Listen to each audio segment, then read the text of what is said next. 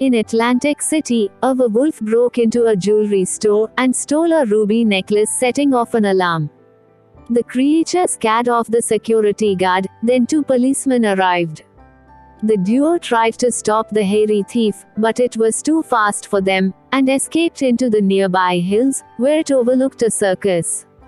Scooby-Doo and the gang travel to Atlantic City on vacation. Fred sees that the Brancusi circus is in town, and enthusiastically takes them to see it. They arrive to find that the circus doesn't open until tomorrow, but decide to look around when they notice that the front door is unlocked. Whilst searching, they meet a man who is pursuing a werewolf that has intruded into the circus. The werewolf attacks the gang, but is eventually scared off by Velma, using a spotlight. The man thanks the gang and introduces himself as Marius Brancusi, the ringleader. Marius inherited the circus from his uncle last year and has been working to modernize it. He informs the gang that the werewolf they had encountered has been shadowing the circus for a few months, has scared off many of his artists, and has stolen jewelry wherever they are. He even suspects that the werewolf might be one of his own artists. Wilma notices that this incident alludes to a case during the 18th century, in Ingolstadt, where a werewolf named Hans collected a combination of jewels which enabled him to change into a werewolf at any time. After the gang tells Marius that they solve mysteries, Marius hires them to go undercover as circus performers. Fred gets a junior assistant backup trapeze position. Daphne performs a motorcycle act, Shaggy and Scooby will be animal performers, and Wilma gets the human comet act where she gets shot out of a cannon, much to her dismay. The next morning, Marius introduces the gang to the other circus artists. Scooby and Shaggy team up with animal trainer Whitney Doubleday, who informs them that Marius plans to eliminate her. All the animal acts in order to modernize the circus. He claims that he didn't have a problem with retiring, but Shaggy still finds him suspicious. Wilma is given a role as a human cannonball and works with strongman Archambault. Fred meets the other trapeze artist, Olivero, and his girlfriend Lena. Olivero immediately becomes jealous of Fred when Lena begins to flirt with him. Daphne meets the circus clowns, Shamatko and Cisco. Cisco only communicates with a horn. Shamatko tells Daphne that he is reluctant to have this role as a clown, and says that he was once an actor in the Soviet Union. Afterwards, when Shamatko goes to get refreshments, he is abducted by the werewolf. Later on, the gang witness another robbery by the werewolf and are chased by a second werewolf wearing Shamatko's uniform. The gang escape and return to the circus to inform Marius. Despite this, Marius decides that the show must go on. Daphne fills in for Shamatko, while Fred does a tightrope act to fill in time. The show goes very well. Especially Scooby's act, although Shaggy takes credit for Scooby's performance when he tells the audience that he is Scooby's trainer. Before Velma can perform her act, two werewolves attack Shaggy and Scooby. Fred and Marius manage to drop the trapeze safety net on them, but werewolves are nowhere to be found when they search the net. In spite of the attack, the performers receive a big round of applause from the audience, who believe that the werewolves were just part of the show. The next day, Marius shows the gang the reviews from last night's performance, and comments that they are the best reviews he has ever received. In the reviews, the critics deemed Shaggy the greatest circus artist, much to the dismay of Scooby, whom the critics refer to as Scabby.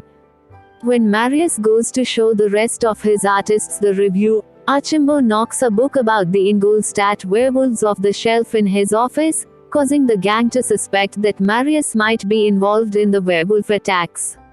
Since Marius initially claimed to have no knowledge on werewolves. On the page which has the list of the jewels a werewolf needs, Wilma finds that the only jewel the werewolf doesn't have is a carbonado. They confront Marius about the book, but Marius claims that the book isn't his. When going for a lunch break, Shaggy receives numerous praises from the locals. which in turn continues to annoy Scooby so much that Shaggy bribes him with a wheelbarrow full of Scooby snacks to prevent him from quitting. Marius informs the gang that they will be doing a private show for Wolfrock Von riding Swad, a singer from the band Wolf's Moon which Shaggy admires. Later on, Wilma finds out that a carbonado is also called a black diamond, a jewel that Wolfrock owns. The gang prepare to catch the werewolf during the show, but before the show begins Archambault, Lena, and Marius go missing. During the show, the werewolves appear after Scooby's act, along with 3 more, each wearing the clothes of the missing artists. The werewolves manage to steal the black diamond from Wolfrock and continue to chase the gang. During the chase, Shaggy pulls off one of the werewolves' fur and finds red fur underneath it. And Scooby notices that the cage which had Doubleday's baboons is empty, making them realize the werewolves were just Doubleday and his trained baboons in disguise. Shaggy uses one of Doubleday's Spanish commands to stop them. Doubleday tries to escape but is tranquilized and caught by Archambault, who claims that he was tied up in a storage shed, but managed to break the ropes. There, they find the rest of the missing artists.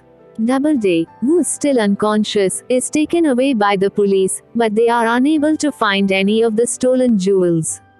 The next day, the Brancusi circus packs up and prepares to leave Atlantic City. Marius thanks the gang by giving them free passes to any of the Brancusi circus performances.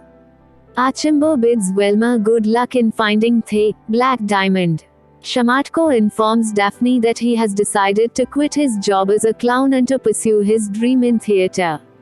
However, after the circus train begins to depart, Wilma starts to think that there is still something missing.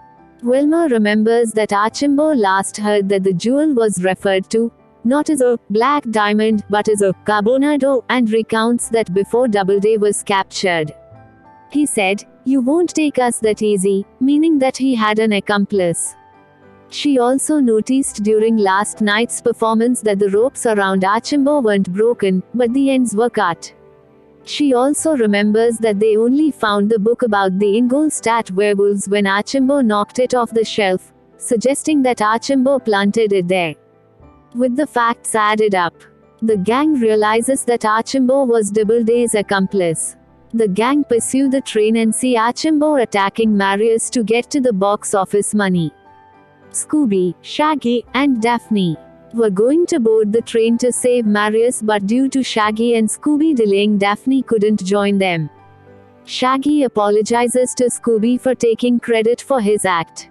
The two reconcile and free the baboons to aid them in stopping Archambault, and they subdue him using the tranquilizer darts.